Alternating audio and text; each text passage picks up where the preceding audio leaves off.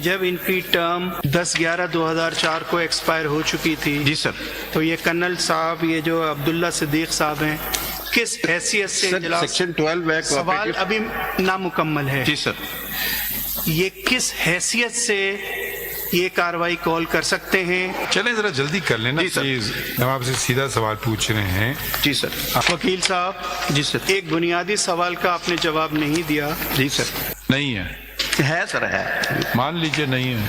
वकील साहब, जी सर, एक बुनियादी सवाल का आपने जवाब नहीं दिया जी सर, कि जब इनकी टर्म 10/11/2004 को एक्सपायर हो चुकी थी जी सर, तो ये कर्नल साहब, ये जो अब्दुल्ला सिद्दीक साहब हैं, किस हैसियत से इजलास, सेक्शन 12 सवाल अभी नामुकम्मल है जी सर, ये किस हैसियत से ये कार्रवाई कॉल कर सकते हैं जबकि रिकॉर्ड में ऐसा कोई पेपर नहीं लगा हुआ है कि इनकी टेन्योर 10/11/2004 के बाद एक्सटेंड हुई हो। इनकी टेन्योर जो 9 को एक्सपायर हुई थी उसको एक्सटेंड करने का तो कागज मौजूद है, लेकिन 10/11/2004 से मजीद एक्सटेंड करने का कोई कागज मौजूद नहीं है रिकॉर्ड के ऊपर।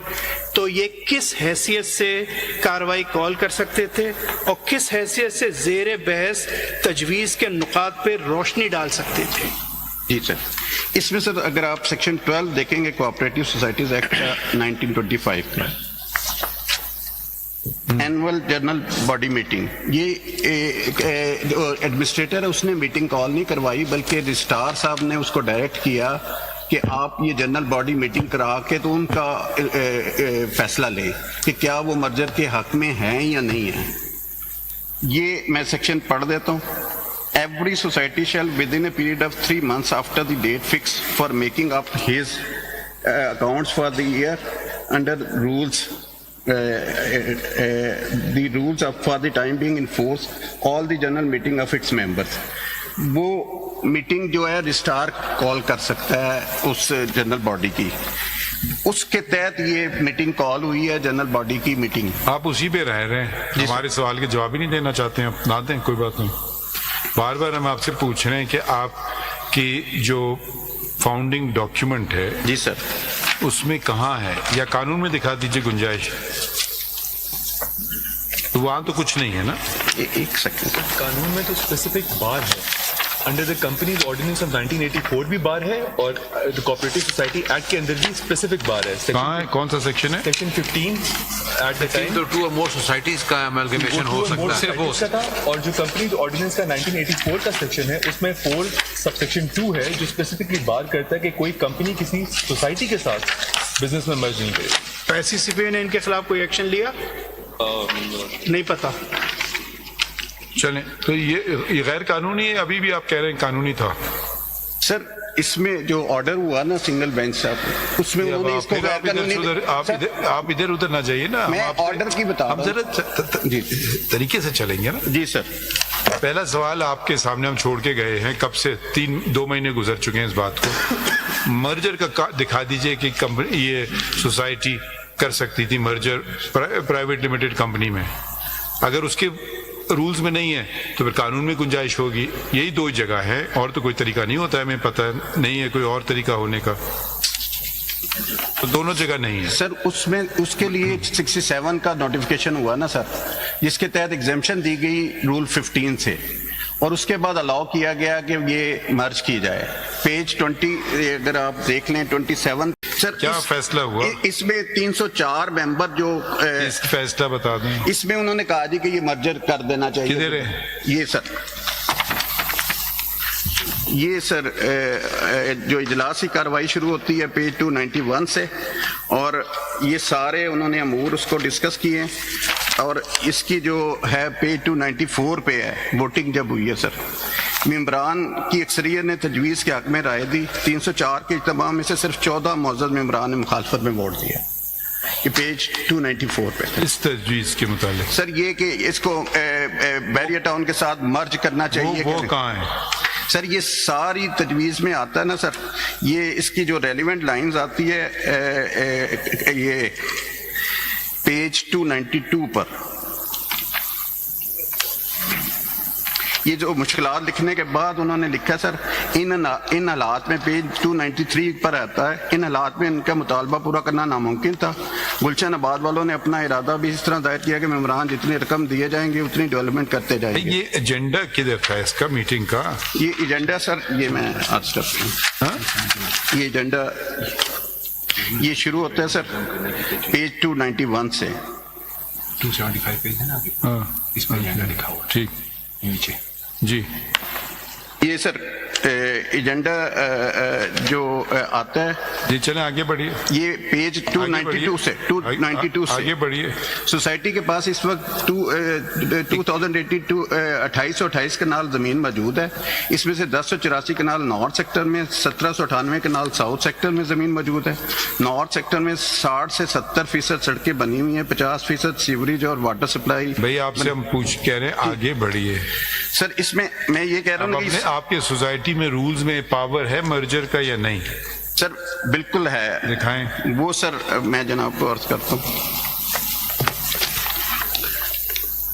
ये आता है सर जो 31 सब रूल 4 आता है सर।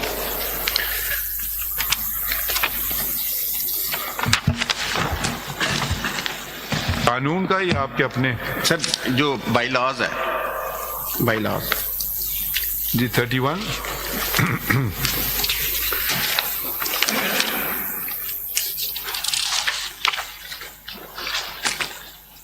जी बताइए। जी सर।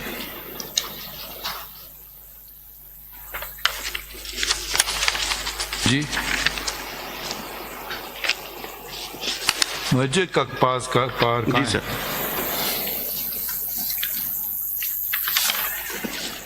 सर एक सेकंड, मैंने वो मार्क किया हुआ वो निकालें registrar cooperative societies law. First of July 2006 को मर्जर की प्रोविजन कोऑपरेटिव सोसाइटीज एक्ट में आई। नहीं सर, वो तो था सेक्शन 15 थी, एक सोसाइटी दूसरी सोसाइटी के साथ मर्ज कर सकती थी, लेकिन प्राइवेट कंपनी या प्राइवेट पर्सन या इंस्टीट्यूशन के साथ मर्ज नहीं कर सकती थी 15 के तहत।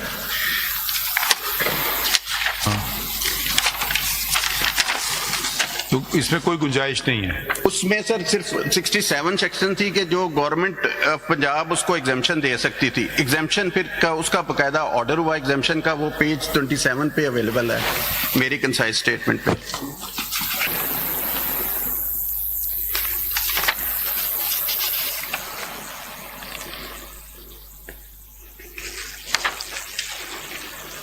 If it be, it is inconsistent with the act, my lord. है ही नहीं। पता नहीं, देख लेट्स सी।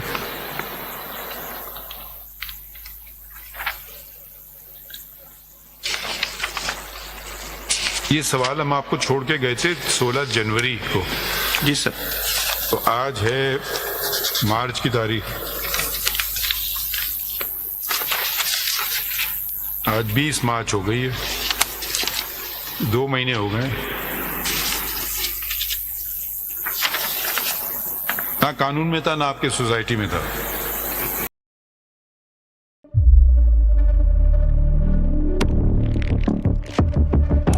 कुदरत की तख्लीक में कोई कमी नहीं,